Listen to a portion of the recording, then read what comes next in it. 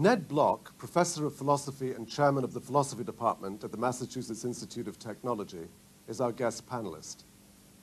He specializes in philosophy of science, philosophy of mind, and philosophy of psychology. And his main area of current study, he says, is what we can learn about consciousness from neuropsychology. He has published widely in his fields, and his books include The IQ Controversy, which he co-edited with Richard Dworkin, Imagery, and the 2 volumes of readings in Philosophy of Psychology, which he edited. In this program, Professor Quine is questioned about his views on some of the major topics in philosophy of mind.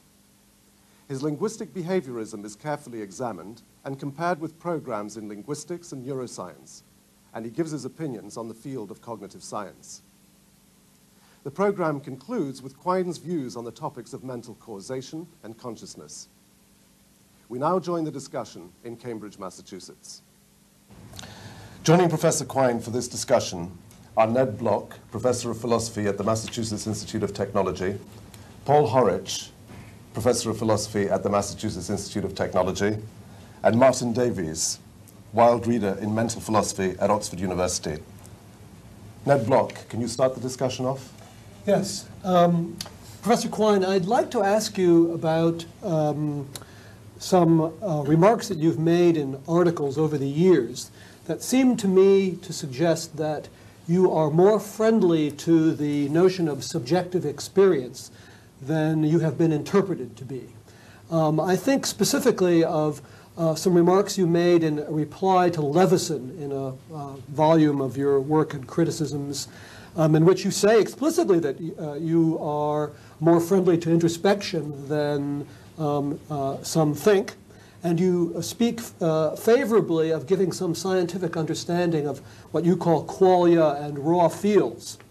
Then in an article of yours called Mind and Verbal Disposition, you say the following: the fixed points are just the shared stimulus and the word.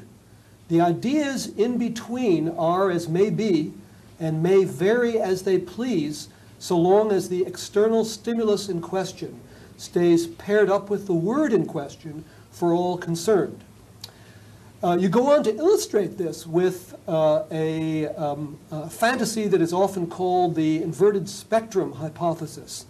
The idea that perhaps things we both call red look to you the way things we both call green look to me. That is, as you put it, quote, that I see things in colors opposite to those in which you see the things. You conclude that, quote, for communication it is a matter of indifference. Would I be right in interpreting you as saying that an inverted spectrum is perhaps possible, but that it doesn't matter for communication so long as the input-output relations are unaffected?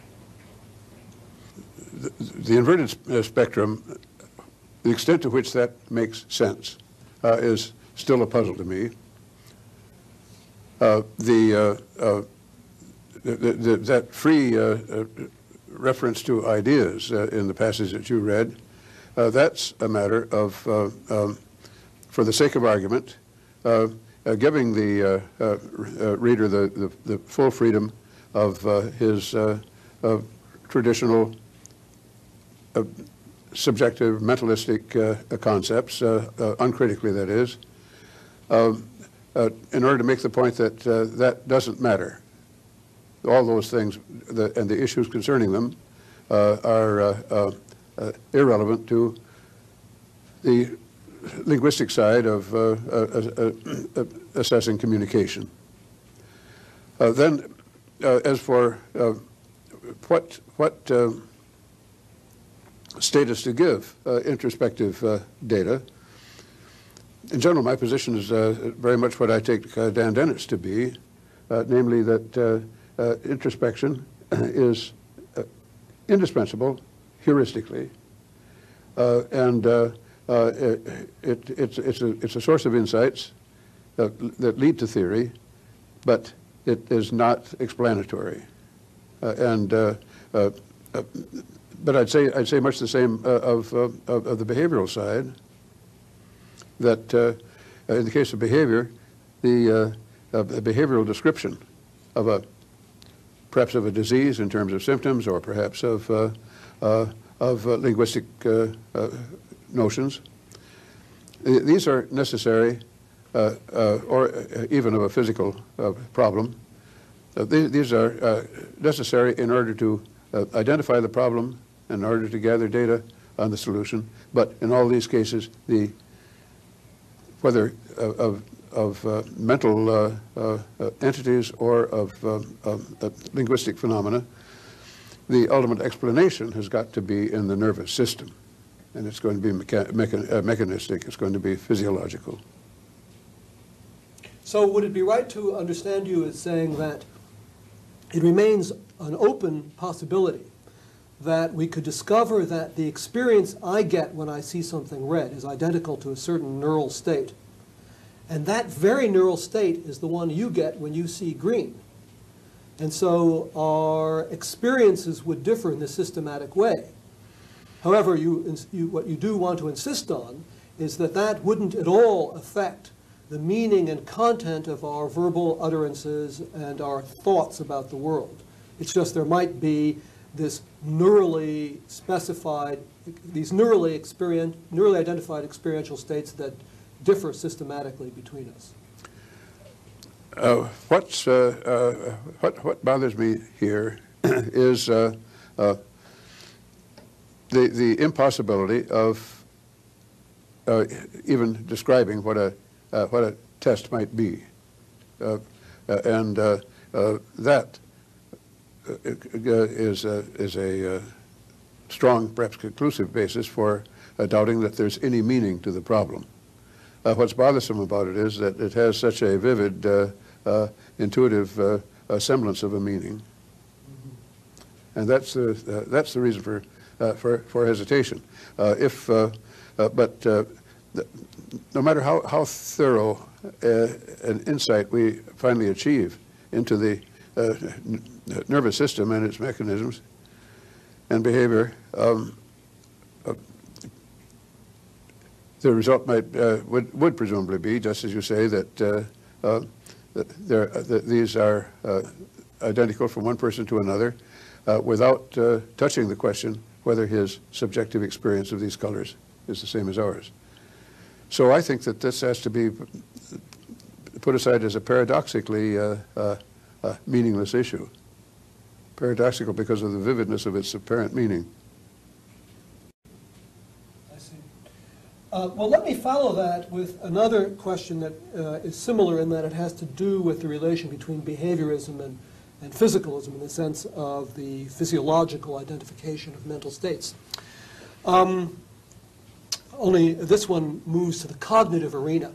Suppose that we had two computers which compute the same arithmetical problems in the same amount of time.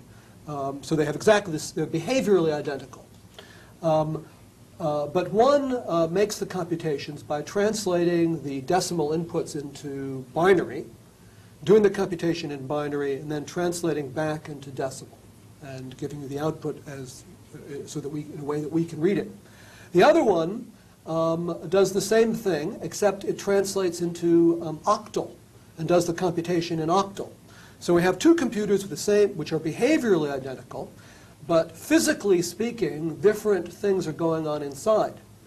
Now, mightn't it be that the same could be true for two thinking organisms, either a person and a Martian, or a person, a human and a computer, so that the behavioral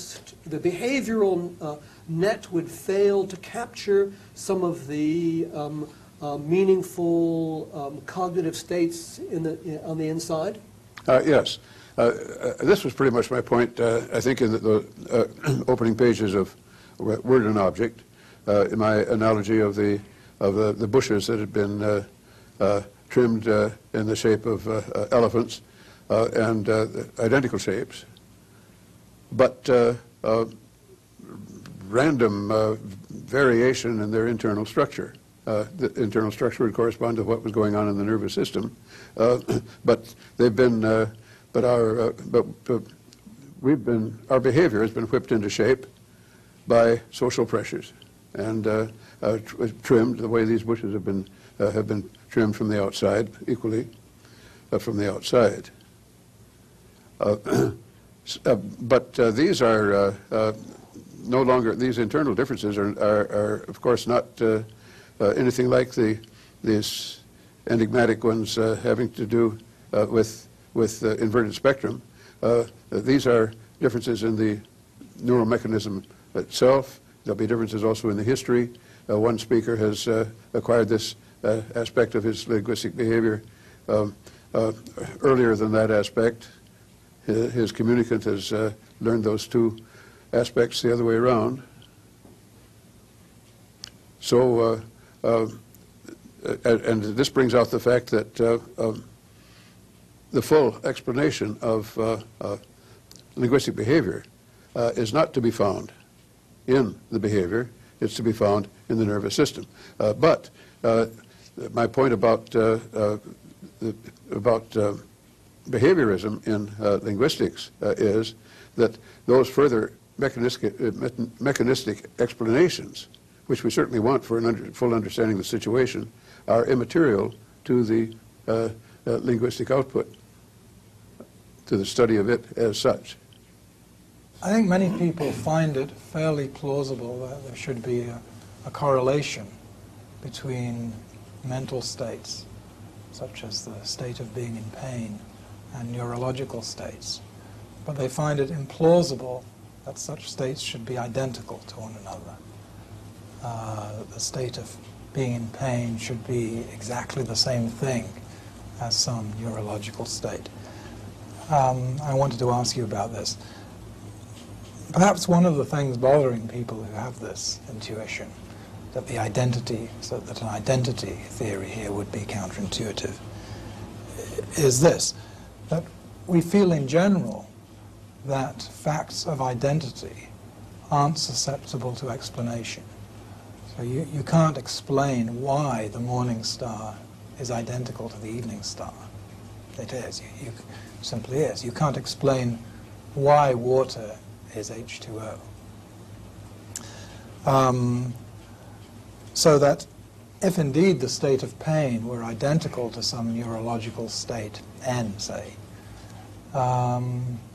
it wouldn't make sense to ask why these states or events are identical to one another. But, and here's the supposed problem, one would want to ask why it is that this neurologically described state should give rise to this particular feeling rather than some other feeling. Why pain rather than, why does it produce pain rather than happiness, for example? So the question is whether then the fact that a demand for explanation seems to be in order in a case like this, whether that casts any doubt on the identity theory.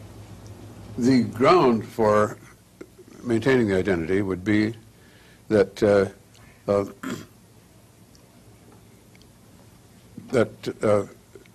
all observational evidence for the theory, for our overall theory, would remain undisturbed by identifying these, or what comes to the same thing again would, in that respect, that is to say, the evidence would still remain undisturbed. If instead of identifying them, one settled for the neural structures and simply disavowed the mental, or I think it's only a verbal difference whether you're disavowing the mental or whether you're identifying it with the physical. Partly this is of a piece with the more general argument about the indeterminacy of reference, and the way you can shuffle the values of the variables, the denote data, without disturbing the truth values of the sentences or their relation to empirical evidence. That being the case, then mere considerations of economy would count in favor of of the step in question. That step in question being, in turn, describable in either of two ways, namely abolition of the mental or physicalization of the mental. So you don't regard it as an argument against taking the step, that it precludes the possibility of explanation where we feel intuitively some explanation is called for? Well, it's hard to think what such an explanation would consist in. Once you've, to your satisfaction, worked out the whole neural mechanism behind what subjects report as painful, you have the whole story. From an empirical point of view, what could be added? What could be added is an explanation for the feeling itself, not as simply an explanation for a person saying, I am now in pain. Well, now, what about that? That is something that should be subject to explanation. Namely, when the person reports this feeling, when a person says just the sort of thing you've been saying, you've done something physical, and in principle there's something that would admit of explanation in terms of what was going on in your nervous system while you were doing that, and what some of the more remote causes had been in terms of through your previous experiences, which is to say your previous exposures to stimulation. Thank you. And that's where I would place that as by way of classifying. Can I ask something else about this? Is it possible? I agree with you that we do not have any idea of how the physical facts about the brain could explain why it is that a certain brain state feels one way rather than another. We have no idea, but is it possible that at a later date, neuroscientists may have such an idea? That is, the reason we can't imagine how to do this is because we don't have the conceptual apparatus that neuroscientists will one day have. And so, in a way, it's failure of imagination on our part that we can't see how this explanation could go. What I'm finding difficult is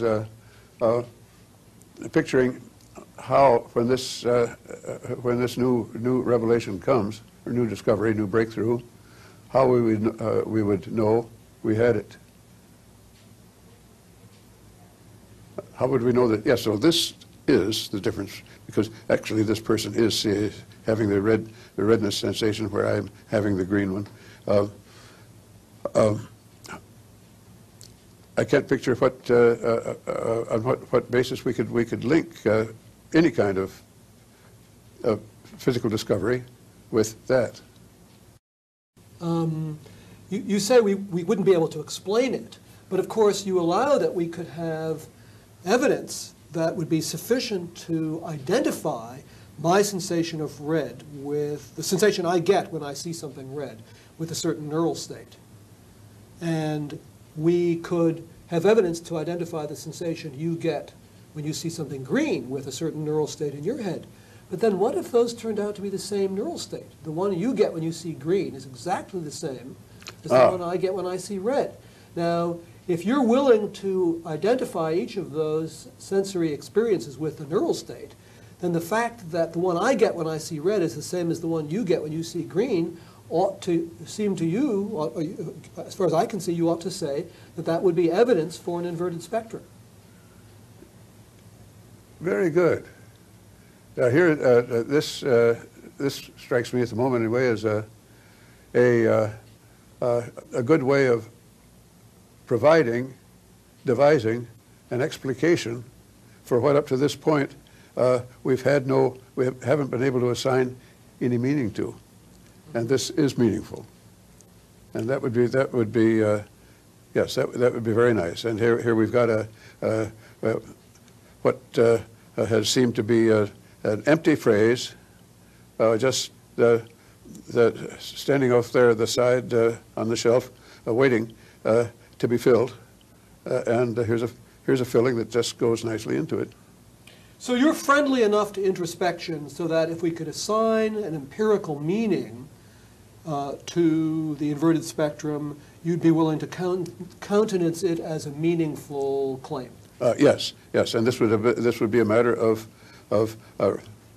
rescuing something from that dismal mentalistic realm and giving it some, well, to change the metaphor, giving it some respectability. I don't see how introspection enters into it, though.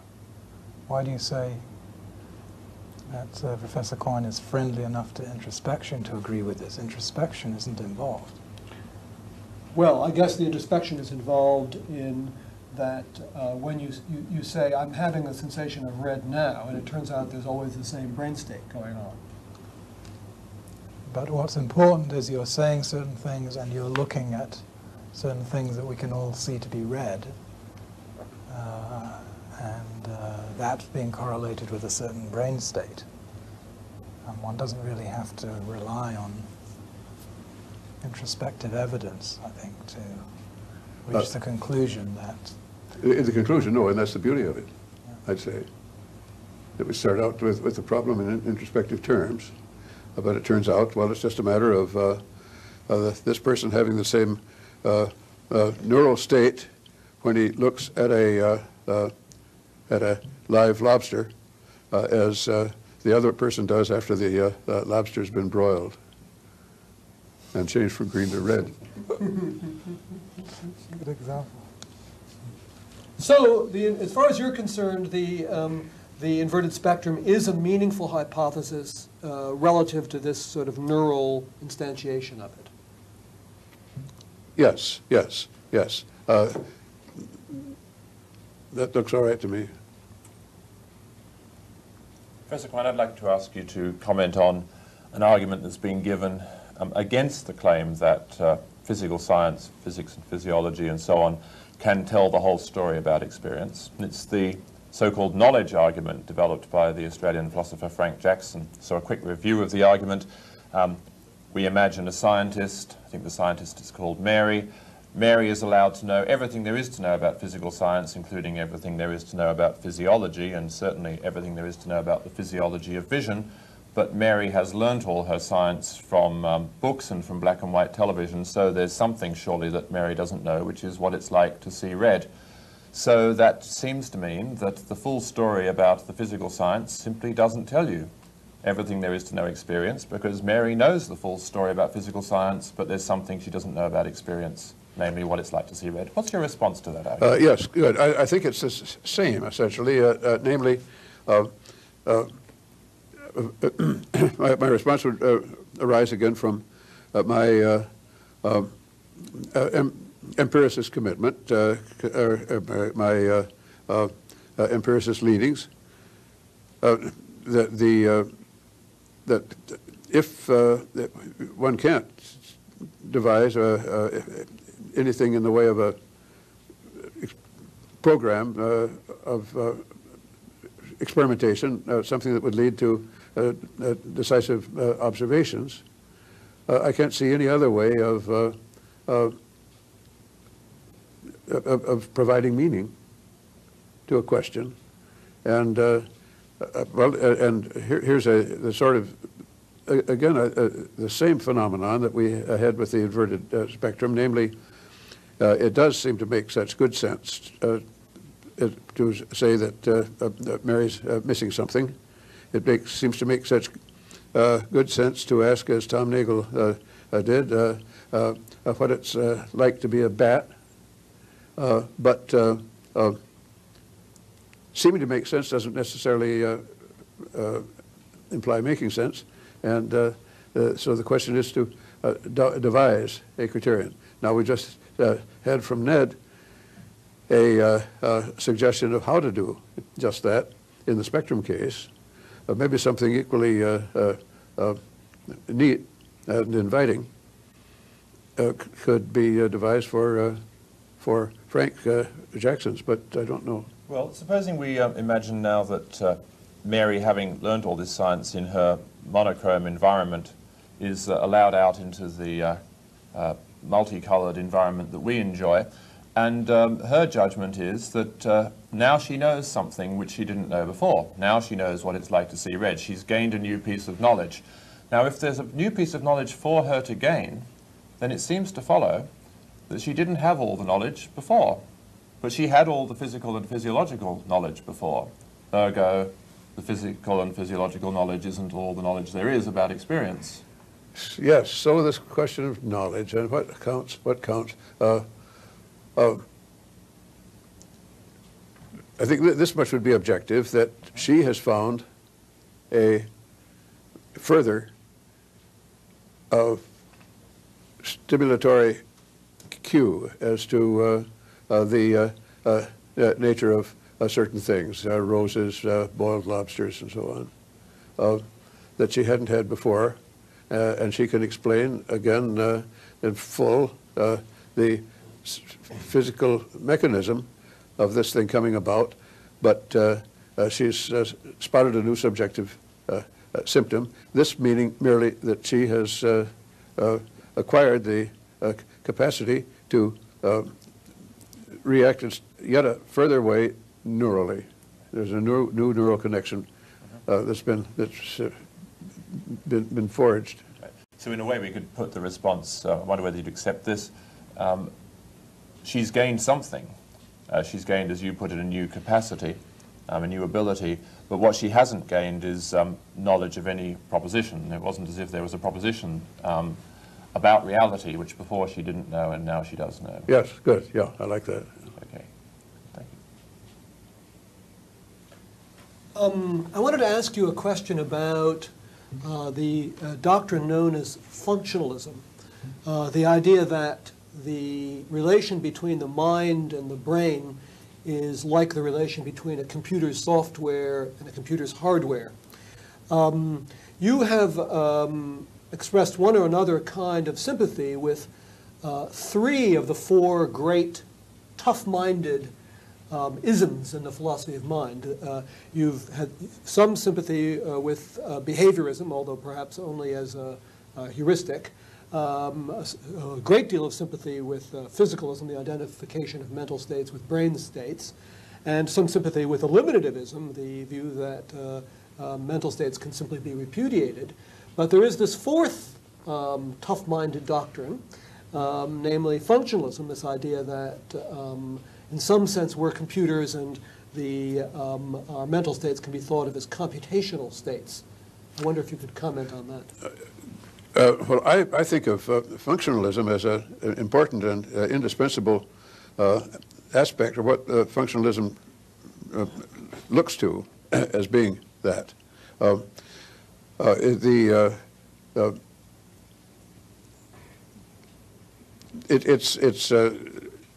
It's evident throughout the sciences that you can do you can go farther than is rewarding in the way of seeking out ultimate causes. You don't have to get down to, in fact, it's not at all fruitful to get down to particle physics in order to explain economic trends. In the scale of more and more complexity, physical complexity of bodies or systems or regions of space-time, there are various levels, different stopping places, which are most useful and fruitful for systematizing and predicting certain sorts of things, and that's why we have the special sciences, in spite of holding a physicalistic reductionism, in the sense that you think that whatever happens in the world is ultimately a matter of the states of physical states of points in space-time, and that's where I think that's the place of functionalism. So I don't.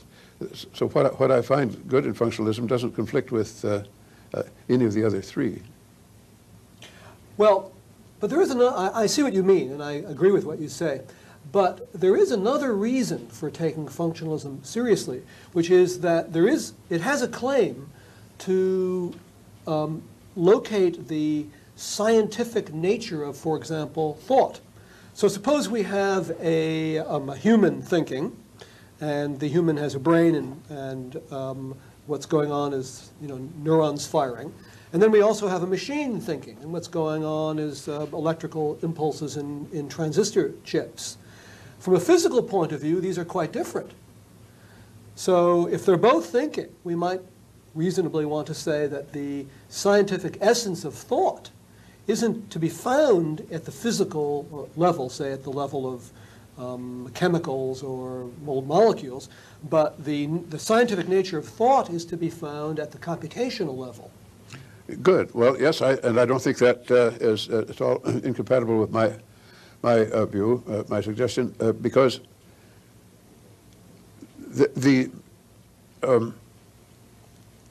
well, I think of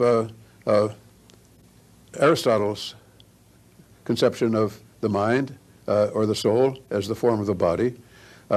This would be a matter of thinking of thought as one aspect of the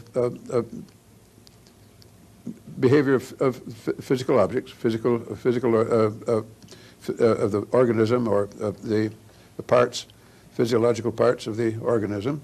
One aspect of their organization, that is, thought is a matter of their organization. And then when we want to get down to the scientific, physical basis, cause of the thoughts in turn, further analysis, we do so.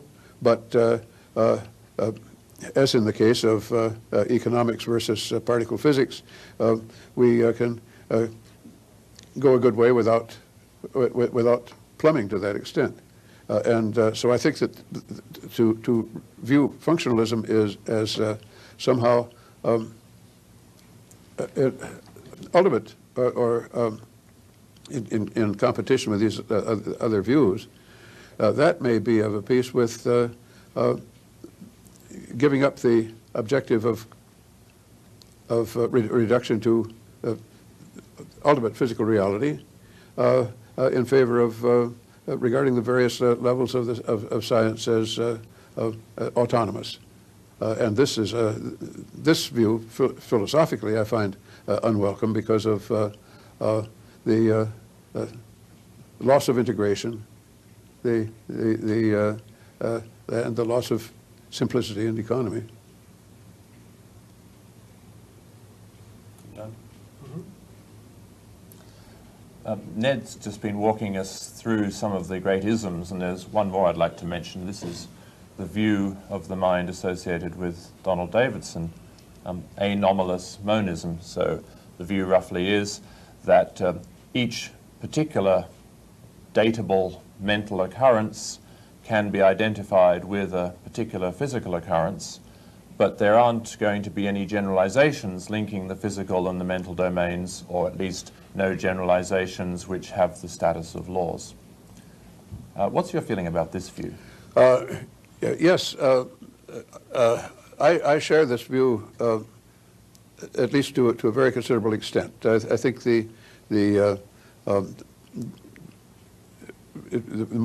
perhaps a more detailed account of my relation to Don Davidson in this can be brought out by turning specifically to the propositional attitudes. And my latest position there is sympathetic to the propositional attitudes de dicto. That is where we're putting the statement of the formulation of the purported belief or whatever into the subjects we who are ascribing the belief, putting that formulation in, expressing it in the subject's language as best we can, or a translation of it in which appeals to his ontology, confused or not, rather than our own. this I make sense of by treating the objects of belief as the actual linguistic forms, the sentences. Although the believer needn't speak English or any language, maybe a cat, but we're projecting ourselves in his position and saying the sort of thing that we think he, under these observable circumstances, would be saying, or what the attributor himself would be saying if he were in that situation and had language. So there's de dicto, and the virtue of this treatment, from my point of view, is that it preserves extensionality. There's no problem of quantifying in, because you don't quantify in, and no problem of these opaque contexts. The quotation itself can all be resolved in terms. It's just a name for a string of marks or sounds, and so it can be analyzed down in terms of concatenation and names of individual letters or phonemes. And there's no problem, in short, in the logic of science when propositional attitudes de dicto are included. So insofar, I'm not having to take a double standard of anomalous monism. In order to preserve this attitude, I discard as inappropriate to as an overall scientific theory, although having its heuristic values, the scientific, the propositional attitudes de re. But even so, on the de dicto side, where everything is logically in good shape now, in my view, one does find a disturbing vagueness and lack of connection with neurology or physical theory in the verbs themselves. These verbs, these attitudinal verbs, as I call them, believes and so on. What are good criteria, behavioral or ultimately neural mechanisms? What are the mechanisms of belief as such? The belief, the term is applied across the board on the basis of what sentences are available in our vernacular, and not on the basis of qualitative similarities of the objects referred to, or physical similarities either. That's where I go along with Davidson, at least conjecturally, in anomalous monism. These are, from the point of view of overall physical theory, these verbs are danglers, as Feigl would have called them. They're epistemological danglers. They don't contribute to the simplicity or power, predictive capacity of the scientific theory, yet they're indispensable, certainly in ordinary human discourse. And unlike Churchland, I'm not particularly sanguine about getting them completely reduced to the physical. They combine things along a different plane. But the beauty of as I see it, of treating the propositional attitudes, as I've come to do, is that one can put the propositional attitudes, de dicto, into the scientific vocabulary, and everything will go on undisturbed. It's just that in the vagueness in general of even out-and-out physical terms, they're always vague if they're empirical terms. Along with all that, here you have extreme cases of such what we might call vagueness, or the limiting case of them, in the propositional attitude verbs, the attitudinatives, and they're there dangling, not doing any harm. But then if we're going to have a alongside, independently, some sort of a canon for handling belief and conjecturing motives and all this, as we seem to need. That's another undertaking, and that's where anomalous monism comes in as a relation between the two. Thank you. I'd like to ask your question about your proposal for dealing with de dicto propositional attitudes, the one you just mentioned. As I understand it, the proposal is this. If we take an example like Tom said that snow is white. According to you, what this comes to is, this might be rendered as follows. Tom made an utterance that means the same as my sentence, snow is white. Okay, here's my question. Your analysis seems to rely on the notion of meaning the same. As you have said, once you've got the notion of meaning the same, then you can simply define the entity's meanings. Yes. So doesn't your view really amount to the Fregean position that such propositional attitudes are relations between persons and meanings of sentences? Yes, good. You certainly brought out an important point that needs to be covered. My treatment of propositional attitudes de dicto depends on translation and has to be regarded as tributary or subsidiary to a chosen manual of translation. But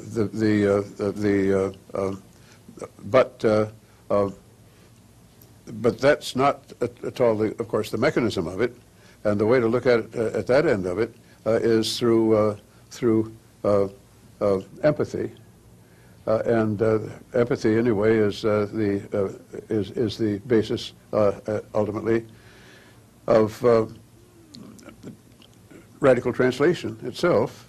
There's the field linguist hearing the natives say gabagai and seeing which direction the natives are looking and what's going on there, and imagining himself in the native's position, and what would he have said?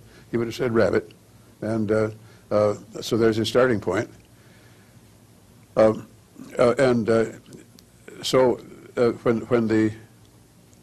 when someone says, and takes an extreme case where it's not even a matter of translation now, because there's nothing to translate, says the cat believes that there's a mouse in there.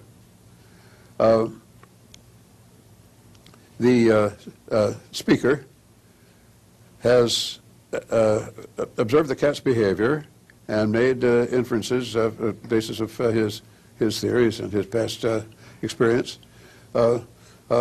that lead him to feel empathetically that if he were in the cat's situation, with the background that the cat's had in this respect, he would feel prompted to say, if only to himself, there's a mouse in there.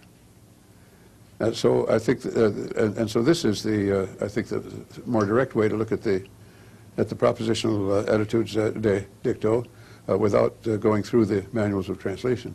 I see. I suppose this is actually just a technical objection, but what about if the attribution is this, that the cat believes there's a mouse in there about which it can say nothing? There seems to be a problem there. Because if I were in that situation, of course I wouldn't think that, or indeed say that. Well, now what is essentially the point is that the analysis is being cast in terms of what I would say, yes, if only to myself, yes, in the circumstances. Yes. But then if the belief in question is the belief of a languageless creature to the effect that it is languageless, it's hard to imagine that that's what I would say in those circumstances? The situation I should think here was that the ascriber of the belief is being impressionistic, and he's not trying to reproduce the situation in all detail. And it's the same situation that we're in when we make a contrary to fact conditional. There are some unspecified, but in general sufficiently tacitly understood by the interlocutor as to what counts and what doesn't. What would be the difference, or could you explain the difference between Davidson's principle of charity in this case and your principle of empathy, if you like, putting yourself in the place of the person? Yes, good.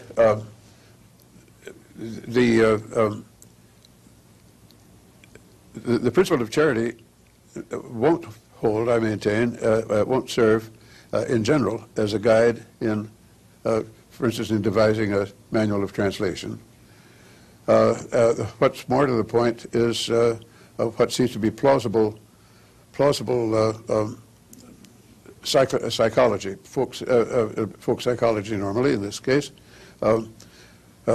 What is psychologically likeliest to be the native informant's state, and having viewed his strange customs, one would normally expect him to have some wrong ideas on certain specified points, and would take those into consideration in conjecturing how to translate his sentence, and the more plausible translation might be something that the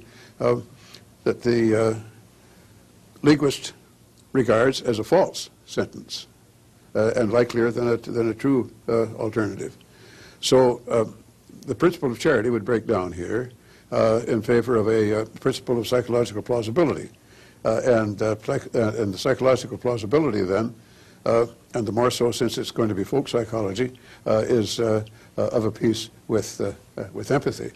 Empathy is just the same thing without a conscious reflection and analysis. Can I just summarize? I wasn't sure that I understood something you said earlier, though. Insofar as attributions of propositional attitudes involve reliance on empathy or principles of plausibility, psychological plausibility, that don't deliver determinate, objective answers to what somebody meant, for example, then would your conclusion be that attributions of propositional attitudes aren't objective, are as suspect as the notion of translation, for example, as little as unsuitable as forming part of a science as facts about meaning and translation? Yes. I think that I think I could accept that, and that would be that would account for the dangler status of these verbs. There are certainly a good deal, in the case of belief, for instance, no doubt a good deal when we limit in one way or another the range of the topics of belief concerning which we're thinking about at the time. Some behavioral criteria could be marshaled for the purpose that are thought to be necessary and sufficient for beliefs of that range of sentences, but it's going to be just a small subsection of overall belief, and belief in general as an integrated concept, I think cannot be absorbed into science in any systematically satisfactory way. you've said a number of times in your writings and also earlier today that with regard to sensory experience, subjective experience, as far as you're concerned, there is not much difference between reducing sensory experience to something in the brain, and on the one hand, reducing it on the one hand, and on the other hand, repudiating sensory or subjective experience in favor of states of the brain. However, something does seem a bit funny about this, because in other areas we are very concerned to make a distinction between eliminating and reducing. So, for example, I think most people are fairly clear that in the case of phlogiston and caloric, we've repudiated them rather than reducing them. But in the case of, say, temperature and oxygen, we've reduced them. Temperature is something like mean molecular kinetic energy of the molecules. So we're clear on the difference in those cases. Why should we be any less clear on the difference between elimination, sorry, not less clear, but why should it be a matter of indifference in the case of sensory experience, whether we repudiate them or reduce them? Yes.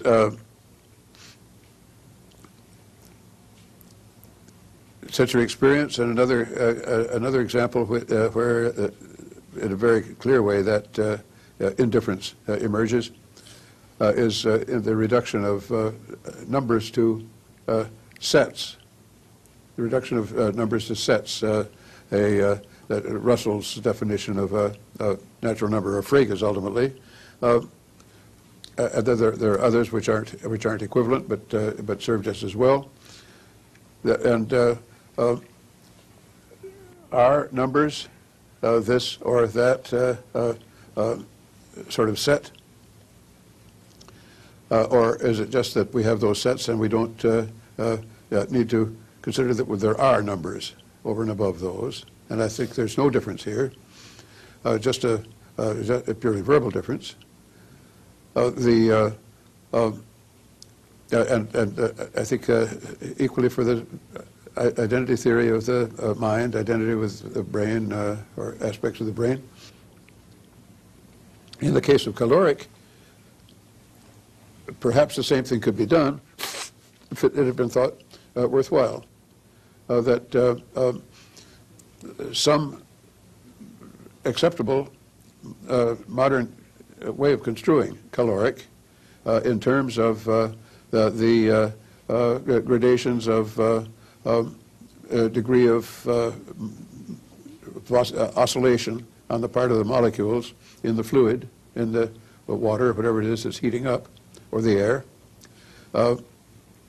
and get a conceptual notion of flow in that sense, the flow of the simply flow of increased activity, and treat that very much as if it were a fluid. I mean, you could say things about it quite analogous to what we say about fluids and what used to be said about caloric, and say, now we've construed caloric, so are we going to have a duality here, quite an uneconomical duality of caloric on the one hand and the particles on the other, or are we just going to or reduce them and just drop the term caloric? It just happens that the scientists, even without contemplating a open option on that point, took what was surely the most reasonable, easiest line by going straight to elimination. But I think that philosophically these cases may be alike.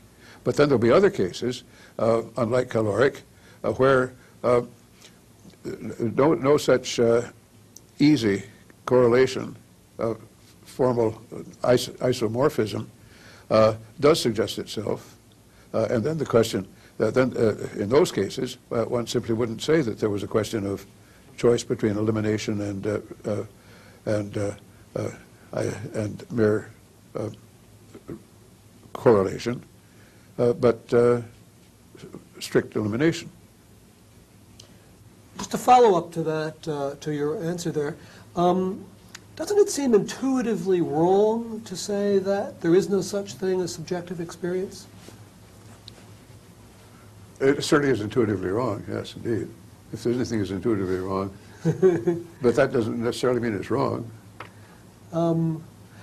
But since we seem to know that there is such a thing from our own case, why should we be equally happy with saying that there is no such thing, and also equally happy with saying there is no such thing on the one hand, and on the other hand saying, well, there is subjective experience, but we know what it is. It's a certain brain state. It's like the indeterminacy of more generally of reference, namely that there's no observational distinction to be drawn. Well, here's a thought as to what an actual concrete scientific difference would be. Perhaps we should switch from the example of sensory experience to thought. This is the same point I raised earlier. If we could have the same thoughts in beings with different physical constitutions, then it would seem to make sense to think of the thought as an entity at a level of description that cannot easily be either reduced or eliminated in favor of, say, the physiology, because we would have different physiologies in one case from another. Good. Well, now, let's suppose, for the sake of argument, that we've got a principle of individuation of thoughts, so that it does make sense to speak of same thought. And let's suppose that, as you are suggesting, that there are different physical conditions producing the same thought, which is certainly to be expected if we do arrive at what seems to be a reasonable principle of individuation, which I find baffling, however. Then we can go ahead and define a thought as the class of all those all those neural states which, as we say, produce or issue in that thought. Of course, this might be an infinite class. But I don't mind that. But but might it quite? Because after all, presumably there's just going to be a finite number of ultimate particles in the nervous system. Professor Quine, I want to ask you about your attitude towards behaviorism. In your recent book, Pursuit of Truth, you say, and I quote, "In psychology, one may or may not be a behaviorist, but in linguistics, one has no choice." Is this the attitude towards behaviorism you have always had since the beginning of your philosophical career, or is this something you have come to lately? And could you explain why you distinguish between linguistics and psychology in this way? What I had in mind here was not a permissiveness outside linguistics, but rather merely the irrelevance. That is to say, others, unlike me, might depart from behaviorism in their psychology, but even they can't coherently do so on the linguistic side, because language is learned by observation of one another's behavior and acquired that way only. So that was it. It wasn't that I was wavering in my own behaviorism, although I think early and late my behaviorism has been pretty sketchy. Pretty theoretically, it would seem that language is a phenomenon that involves not simply observable behavior, but having thoughts and putting those thoughts into words. I mean, it involves some things that are going on inside our heads, not merely the observable manifestations of those things that are going on inside our heads. So to characterize language and meaning as behavioral phenomena, does this involve an element of stipulation on your part. Well, I think here again here we have a nice example of functionalism. Certainly there's an awful lot of internal activity that underlines linguistic behavior, and but when we're dealing simply with the linguistic phenomenon, with the phenomenon of communication and acquisition of language, we're abstracting from the internal, to go back to my analogy of the trimmed bushes, abstracting from the internal structure, twigs and all within the bush, and scrutinizing only the external form. And it's the external form that's the business of linguistics, not of the entire science of language, which would include all the causation, evolution, and the rest, but linguistics, the semantics, syntax, lexicon. I wonder if I can take you back about 20 years to your paper about linguistics. I'm thinking of methodological reflections on current linguistic theory. That paper was certainly perceived as laying down a very serious challenge to Chomskyan linguistics. Roughly what you did there was to cast doubt upon the idea of a tacitly known theory by raising the question, what empirical sense could be made of the distinction between two tacitly known theories, two grammars, in the case where, as you said, they were extensionally equivalent, which we can just take to mean they license all the same strings as being grammatical. Good. Now, one response that could be made internal to the science is that actually this notion of extensional equivalence doesn't play any role in the science, so the question might seem to pass the science by, but still, taking the question just in its own terms, do you still think that there's a problem of making empirical sense of the distinction between extensionally equivalent theories? No, not in that extreme form. The thesis that you've described, in fact, even dates back a good deal farther to, I guess it was 1952, a lecture I gave in Michigan, which then appeared in the middle of that little volume, From a Logical Point of View, in 1953. Where I was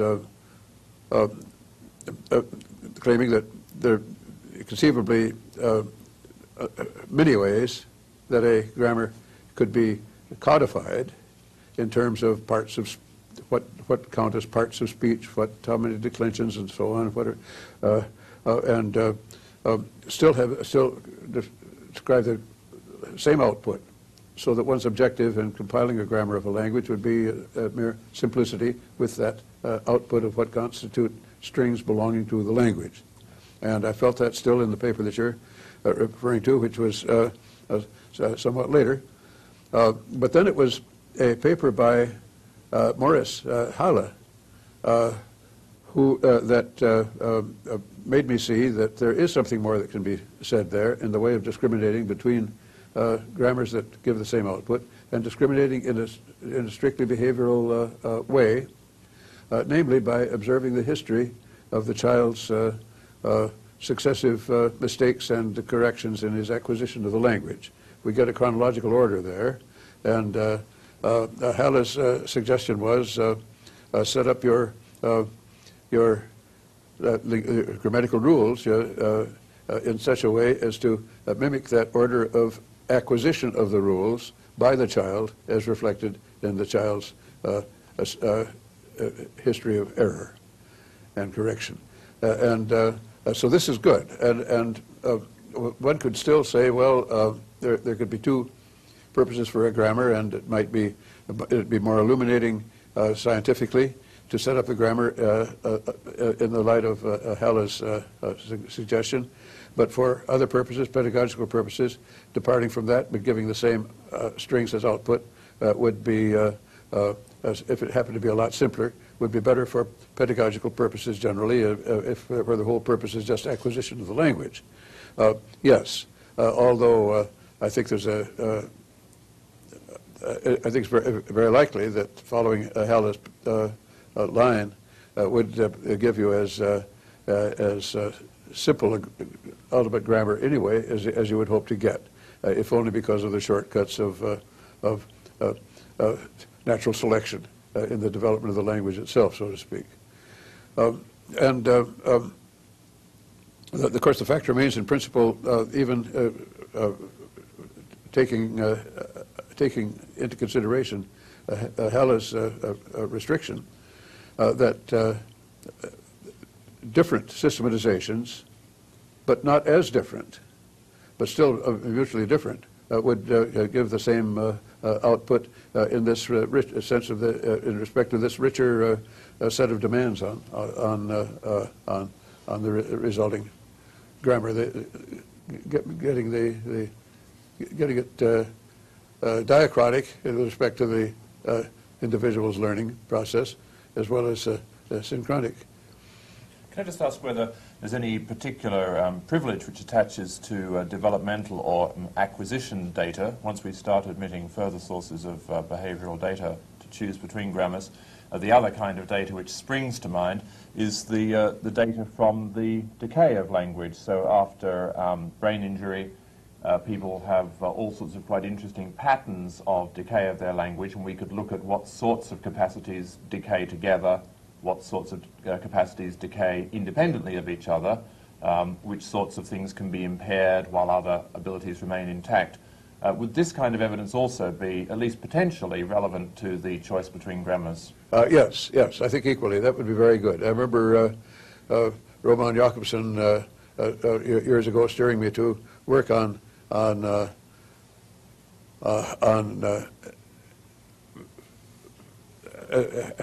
amnesia by a brain physiologist. I think his name is Kurt Goldstein, where he was going into these linguistic consequences, and yes, that would be worth taking into consideration as well. Can I just ask for something about the status of this evidence and what you would think it was actually achieving? One gloss on what you've said would be that it might be interestingly elegant to try to match something about the structure of the grammar to something about the structure of the time course of development. That wouldn't be the way this evidence is construed in the science, where the evidence is taken to be just part of normal scientific realism. We want to know what the psychological state in the person's head really is, and this evidence is evidence about how that is. So would you be willing to say now that the suggestion that such and such a grammar is the grammar that the child is really acquiring, this is a perfectly normal, scientific, realistic claim? Yes, provided that we don't cut it any finer than the restrictions imposed by considerations of development and decay. We would say that any of the possible structural deviations within those limits qualified equally as the child, as the grammar that the child had learned. We'd be taking the term grammar, the grammar that he learned, in a way that didn't imply complete isomorphism. Well, certainly we could imagine that certain grammars apparently different would turn out, by the lights of the science itself, to be notational variants. But I just wonder about one remark you made. You said that we wouldn't distinguish the grammars any more finely than two particular sources of evidence. This seems to be laying down ahead of time, ahead of the development of the science, some kind of boundary as to what sort of evidence is even potentially relevant. But now that we see that developmental acquisition evidence could be relevant and decay evidence could be relevant, what's to stop somebody coming up with some yet further source of evidence that could be relevant? Yes, nothing. I think the reason to take these into consideration is the sense that there's physiological significance behind them. That this way of classifying and organizing promises to fit in better with future findings as to the whole causal mechanism and neural mechanism. Yes, it's certainly conceivable that some third source of data parallel to these might be found that had similar claims. Can I just ask whether concerning one example, whether you would be willing to countenance it? Suppose that as the science developed, it appeared that a good deal of whatever it was that explained our linguistic ability was shared across all human beings, obviously not all because of the difference between specific languages. If that hypothesis gained credence, then it would seem that in asking what grammar was actually really the grammar of some English-speaking child, it would be conceivably relevant to advert to evidence about the acquisition and decay of language in, say, a Japanese-speaking child. Given enough bridging hypotheses, would this still be fair enough by your lights? That would be fair enough, yes. But in this matter of linguistic universals, as they've been called, there's I think a very important caution has to be kept in mind, namely the mistaken attribution of universality to something. Because when the grammarian goes to work on a exotic language, he's got to have some technical terms to help organize the thing, and the ones that he'll reach for naturally are the ones that are familiar in application to the grammars of languages that he's familiar with, and he'll talk about nouns and verbs and the rest, relative clauses, and they won't be quite the same in these other languages. He'll extend the term, he'll explain what the differences are, but these terms will carry over, and it might be that they get applied where there's no more objective similarity there than might be to in other cases where there's no carryover at all of the terminology. And then the danger is when he surveys all the analyzed languages of the world, he will find what he thinks to be some linguistic universals. Oh, they all have transitive verbs. They all have this, they all have that. How much of this is imposed, simply it is terminology, and how much of it is real? So what you need for linguistic universals is a language-independent criterion, that is independent of any particular language, criterion for what constitutes whatever you're going to call a universal. What in this completely broad way, makes something a noun, and the like. And I doubt, although I'm not sufficiently familiar with the literature to be convinced of it, but I doubt that proper care is taken on that point. Yeah. We wouldn't want to pitch the standard too high there, because it's not obvious that in the case of other sciences we insist upon a way of characterizing the evidence which completely abstracts from all the taxonomizing force that the science brings to bear. That would suggest a completely theory-neutral way of characterizing the evidence, which might simply not be available. Right. Where the danger comes in the case of these linguistic universals is that then one is apt uncritically to be led to think that there's something innate, universal, characteristic of language, where there isn't. Right. Where it's just the particular spectacles of the linguistic theorist. Good, yes. Whereas on the other hand, there's every reason to believe that there's a great deal that's innate and universal in the way of language readiness to distinguish us from the other animals that don't have language, more than just the apparatus they share of conditioning and so on.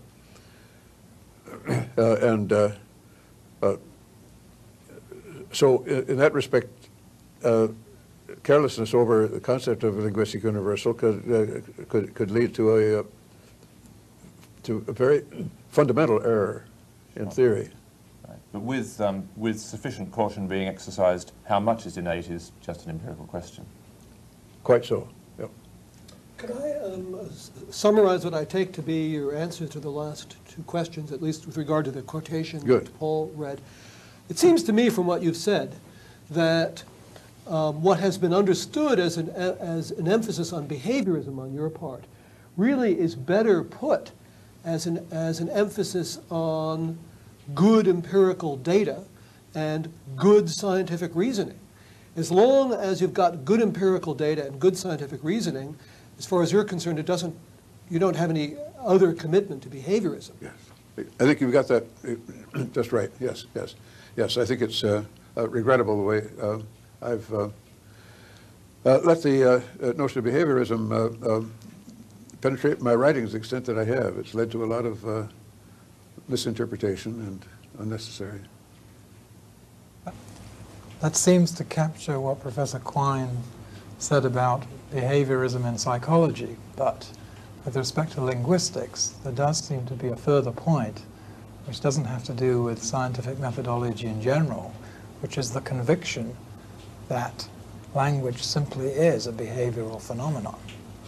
The facts of language, the facts of meaning are behavioral facts in your view, and that's why the only evidence relevant to theories in linguistics can be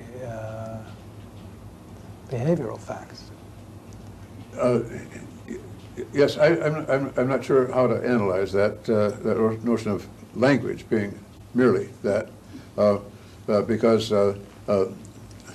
language, in fact, like all behavior, has its physical causes, its neural causes, and then there's all the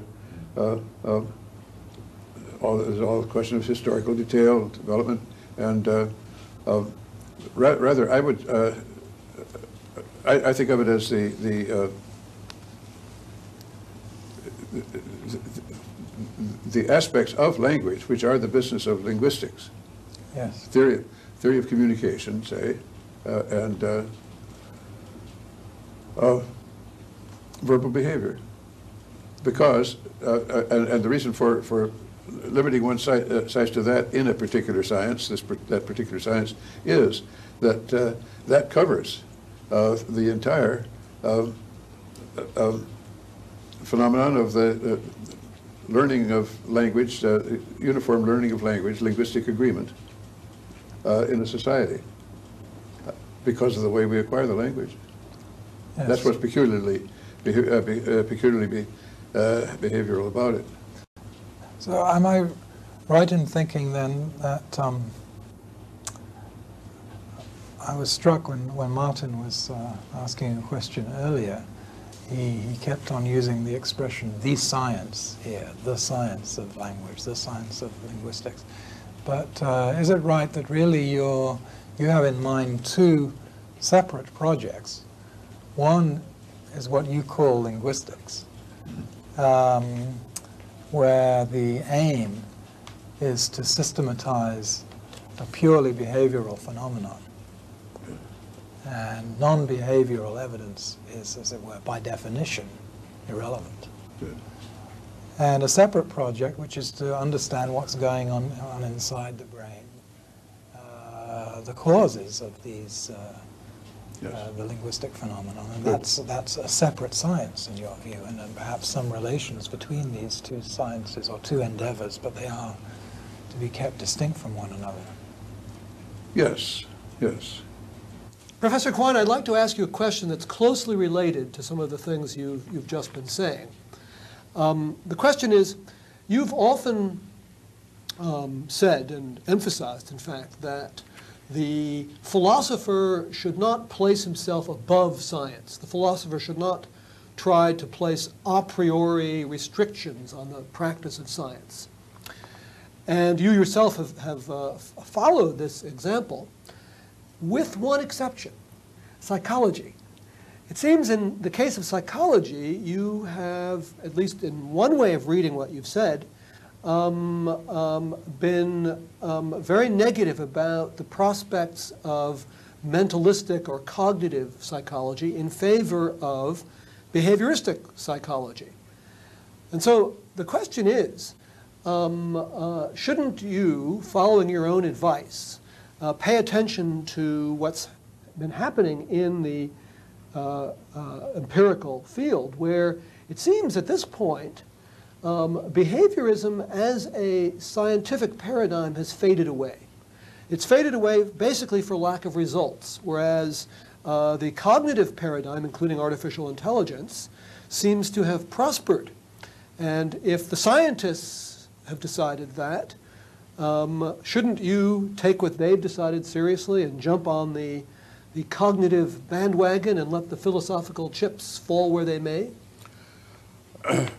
No, I don't think I don't think we should follow science slavishly. I think we should follow it critically and exploit it. Of a piece with this is my tendency to rub out the boundary between philosophy and science, and in fact to rejoice in the increased interplay that we're getting between philosophy and various of the sciences. I think, and psychology I don't think of as a special case here. I like to think that increased concern of philosophers, some philosophers, with quantum mechanics and informed concern, kind of thing that is happening now. Various graduate students that I've known going over it to the physics department and taking advanced seminars in quantum mechanics.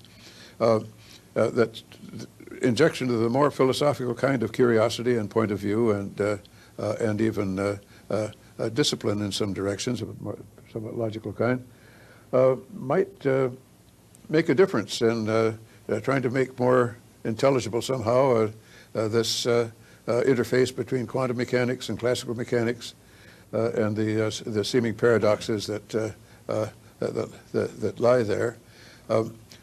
I think philosophy does contribute to the sciences. So the relationship that I've had in mind isn't that philosophy should somehow be subservient to science, but rather the negative position that there's no extra empirical access of information of a kind that is more dependable than science itself, to which we can subject science for criticism.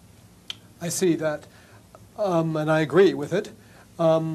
But in the specific case of psychology, do you think that we philosophers should be saying to cognitive psychologists that they're going about things the wrong way and that they should be followers of Skinner? No, I think we should say about some of them that they're going the wrong way, yes. And as for Skinner, I think that Skinner's specific theories are corrigible like other scientific theories.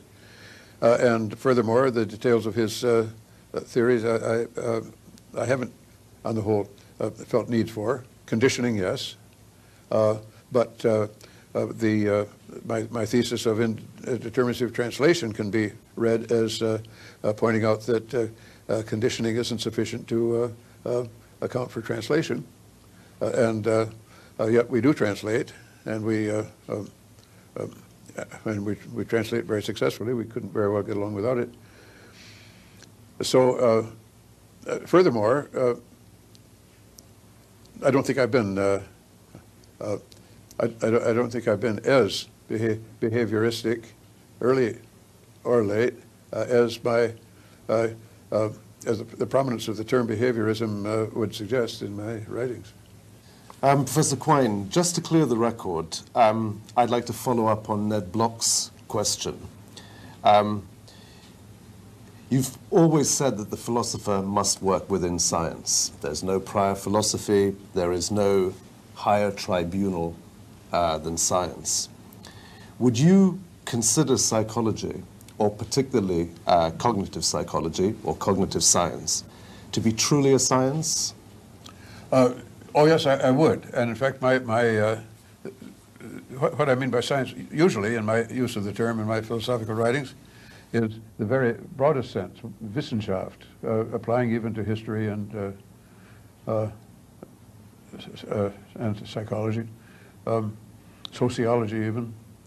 But then within all that, there are the various gradations of rigor. Mm-hmm. And would you have reservations about the rigor of the way in which cognitive science is pursued?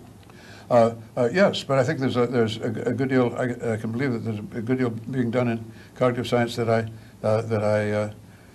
can approve of, and that is relevant to my interest in such matters as language learning and semantics, mm-hmm. and that may be instructively brought into relation with neurophysiological findings by people like Hubel and Wiesel, and again with computer theory, the kind of, in short, the kind of cross-departmental integration that Dan Dennett is engaged in. So those are the bits that you actually like. Would you like to say a wee bit about the bits that you don't? Yes, certainly I'm opposed as ever to the uncritical appeal to meanings and as mental entities or ideas. What the a theory of a communication of ideas, insofar as that's not recognized as really a matter of language that can be more satisfactorily studied and formulated without thinking of ideas. I would disapprove of those developments still. But I think introspection, maybe this is a turning point, and sort of a point where one might have supposed that I wouldn't go along. Like Dan Dennett, I find introspection useful, important, even indispensable, I might say, as a heuristic in getting at a hypothesis, a solution, an explanation of something that's going on in the physical world, more specifically in the physical object, which is the thinking person. And not at all ever explanatory in the fullest sense that the scientist seeks as an endpoint, although he's often compelled to stop short of it and settle for something else. So heuristic introspection by all means. And that takes in a fair chunk, I guess, of what goes on in cognitive studies that one might be suspected of disapproving of. Would you accept the claim that the importance of behavioristic psychology has faded because of a lack of empirical evidence as such, while cognitive science has apparently prospered? Would you accept that claim? Well, no. I don't know the field well enough to judge that, really. I know that fashions have changed, and there may be a basis for them. But to me, the importance of the behaviorist discipline is making objective sense of the statement of a problem. And it's by behavioral criteria invariably that we formulate a problem for physiological investigation. It's the symptoms of the disease, but which then gets investigated for its microbial etiology, and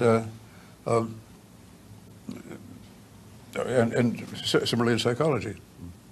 So by your lights, you think that there still is a sort of, as it were, a dispute between perhaps a sort of mentalistic approach as compared with a behavioristic approach? I mean, you would see that as still an up-and-running dispute. Well, I think so. When I think of individuals, I think of Jerry Fodor, for instance, on one side, and people more of my persuasion on the other. Okay, thanks. Within the area of cognitive neuroscience, we find both neurophysiology, say, and mentalistic cognitive psychology. Neither is fundamental science. Both are some considerable way above the level of fundamental physics. But I would sense that you would have a greater sympathy for the credentials of neurophysiology than of mentalistic cognitive psychology. Understandably enough, given meaning skepticism. Now, suppose it turned out that the notion of meaning or intentionality that a large part of cognitive psychology made use of was in certain respects different from the fully mentalistic notion about which you're skeptical. What I have in mind is, we might say that an indication on a fuel gauge means that the tank is half empty. This comes to scarcely more than that there is a reliable correlation between the state of the fuel gauge and the state of the tank, and perhaps that that's the function of the fuel gauge. That's why it's there.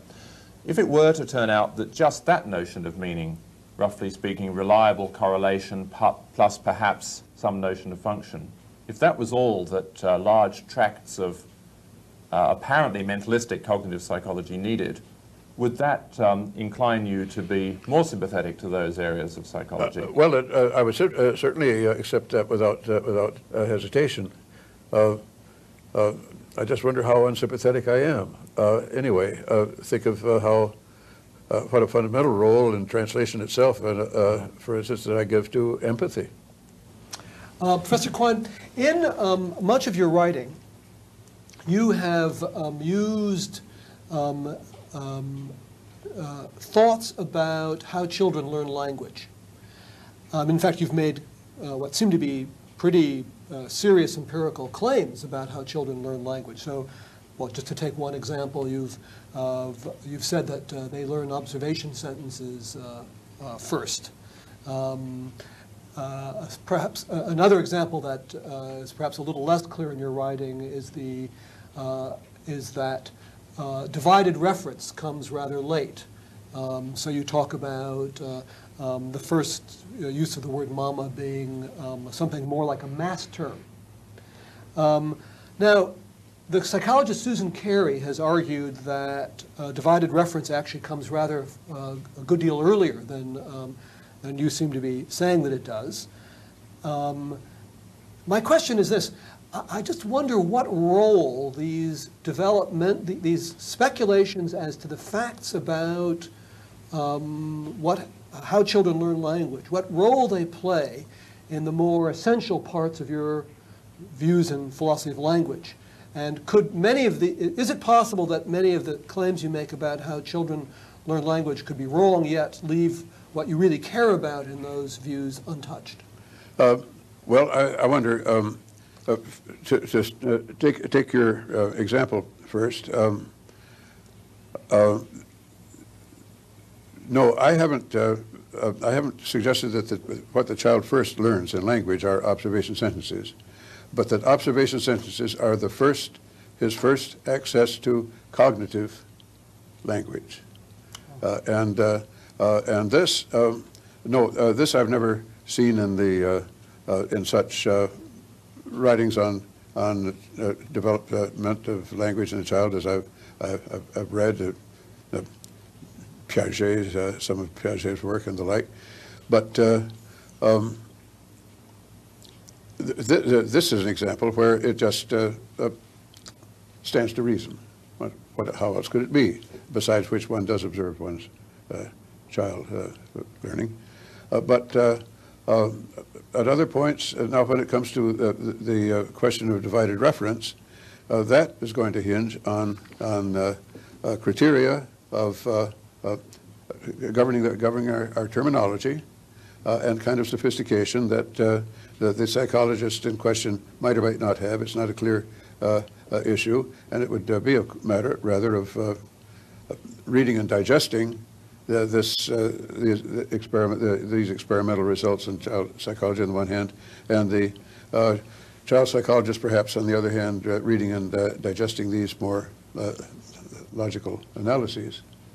But it struck me on the whole that what use I make of developmental psychology turns on just so little in the way of actual theory, and so little that could be that would seem to be debatable or refutable. For instance, the matter of a similarity space under whatever name, what some kind of psychologists have called generalization classes. There has to be that for the habit formation, and well, luckily, mercifully, it's turned out that just these aspects, these generalizations that stand to reason once one just reflects on the situation, turn out to be enough to enable one to go on and draw further conclusions and raise further problems, and thus make for some division of labor, and leave a great deal of a way of interesting developmental detail to the specialists in that domain. Presumably, it could turn out that there were some human-like species, or perhaps we could genetically engineer a species where the children right away, as young babies, even before they get language, have a clear appreciation of the biological relationship of motherhood. And then their first use of the term mother would be as a non-observation term. Yes, no doubt. All these things, in fact, from my point of view, philosophy generally, the kind of philosophy that I can recognize as legitimate, is continuous with science and is fallible, incorrigible. This would be a great surprise, certainly would, and it would make a difference. As for the things that actually go on, I think the notion of observation sentence, as acquired by at the very beginning by the small child, is of a piece with what happens among the birds and the apes with their signals. Because these, what I'm calling observation sentences, aren't grammatically sentences normally. They may or may not be. The more usual traditional expression among philosophers is observation term, and I've avoided that in favor of sentence because of specific concern and theory about reference and what constitutes reference, what constitutes a term in that referential sense, these terms, which do the referring, are in large part one-word observation sentences in their origin in the child's learning, and then get absorbed into the overall theory. So there seems to be, apart from twin Earth kind of science fiction or philosophy fiction, this seems, as natural science goes, fairly firm, reasonable basis. I wanted to ask you about the question of mental causation. On one account of what's happening when we make attributions of beliefs and desires to somebody, we say, Ned wants a drink of water and he believes that the glass contains water. On one view, we're saying something about internal states of Ned's, and then when he reaches for the glass, our explanation of his action in terms of his beliefs and desires can be assimilated to just a regular kind of causal explanation. It wasn't obvious to me from what you said about what makes true a belief attribution, a de dicto belief attribution. It wasn't obvious to me from your general account of these attributions that you could share that account. So what do you make of the causal theory of the mind and the causal nature of mental explanation? This is a place where the two branches of anomalous monism are going along parallel, and where at least our expectation, our conviction is that the physical side is self-sufficient and could, if we just had enough detail, historical and neural, about the individual. Everything is accounted for, of course, without the intervention of the mental explanation. But the virtue to the point of indispensability of the mental side of the duality or quasi-dualism is that that goes at the matter so much more practically and directly that it's indispensable.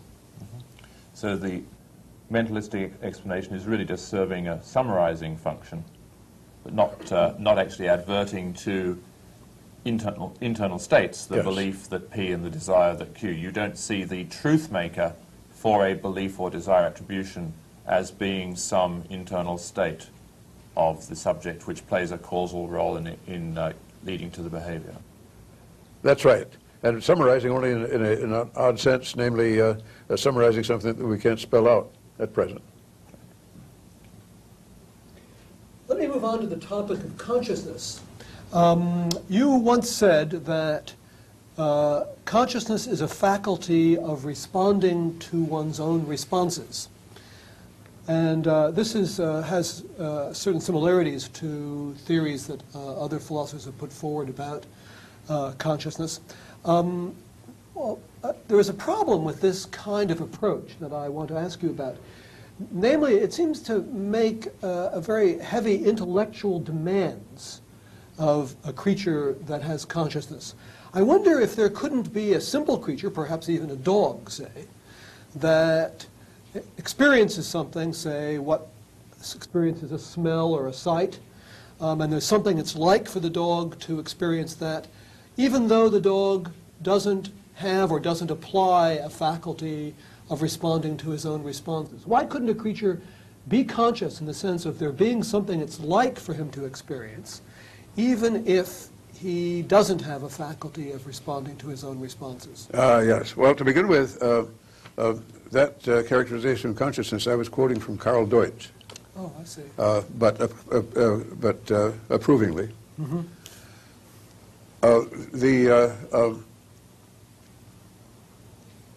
One way of looking at this example of the dog, I should think, would be to say, yes, he is responding to his own responses. Mm-hmm. And that a neurological sense could be made of that, perhaps, that yes, here he has responded to this outside stimulus and kicked up his hind leg or whatever, and then he'll respond to the kinesthetic input from the leg muscles.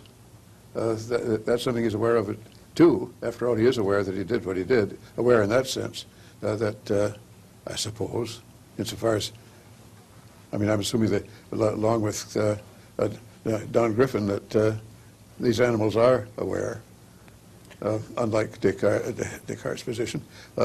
But consciousness in general remains to me a deep mystery. I've been surprised and intrigued by the analysis you get in Dan Dennett, but I'm certainly eager for more. I've always wondered about it. In regard to your answer about the dog, the stimulus occurs, and there's something it's like for the dog to have that experience. Why must there be a further state of responding to that, or to that state of there being something it's like? Can't the dog just have the experience and then, as a result of the experience, do something without responding to his own response?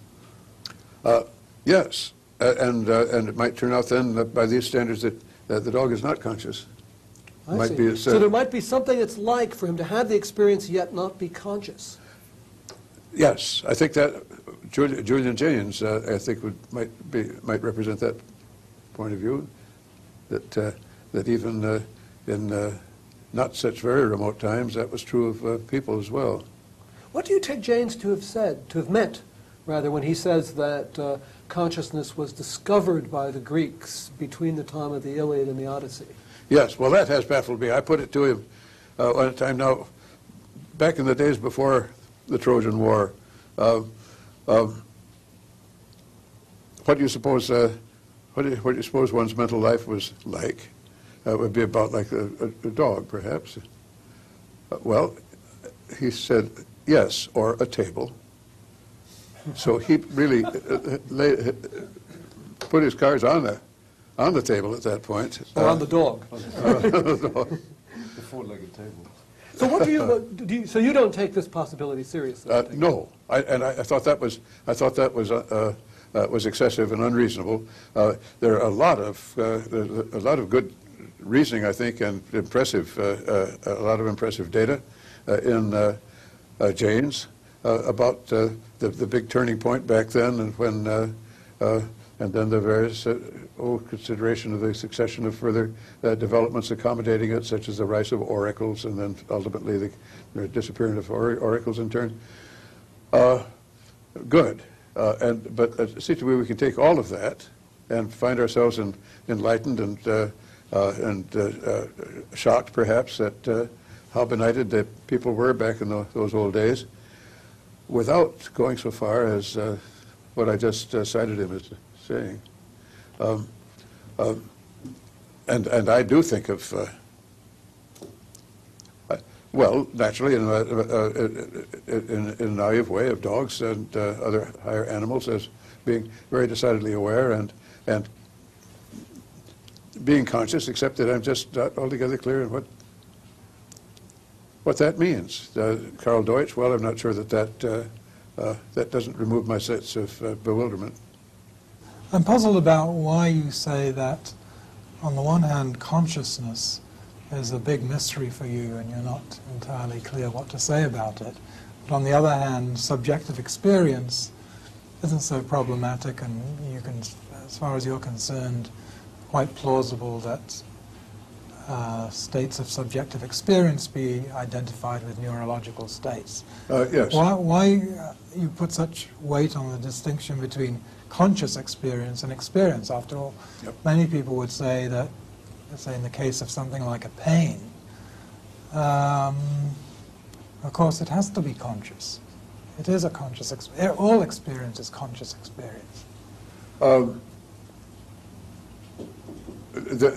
the difference comes, I think it's a more superficial difference than you're groping for, is between awareness and consciousness, and how to draw the line, where the criterion are, what is distinctive about consciousness that distinguishes it.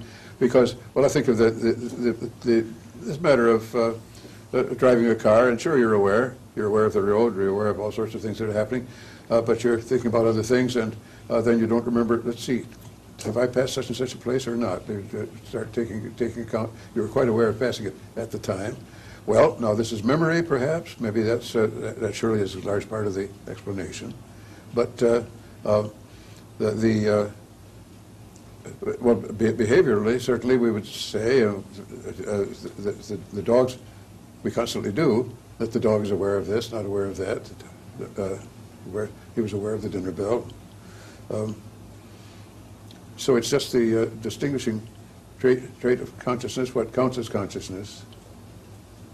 And it may be, as Dennett seems to suggest, that there's no integral answer. Can I follow up on that? So, as far as subjective experience goes, you do not take seriously what Jaynes and also Dennett say about it being a cultural construction. You don't think that it could be that subjective experience was suddenly discovered after the Trojan War. But then consciousness is something else.